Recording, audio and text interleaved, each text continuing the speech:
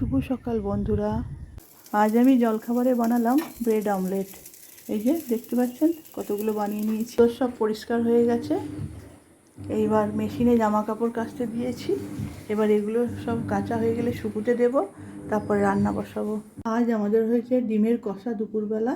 আর অনেকগুলো কাজ ছিল ঘরে, সেই কাজগুলো করতে করতে দেরি হয়ে গেছে। আমি আর ভাত বসাইনি, এবার সোজা পোলাও বানিয়ে নিয়েছি। তো চলুন আমি আমার আর একটা ঘরের গোপালকে দেখাচ্ছি।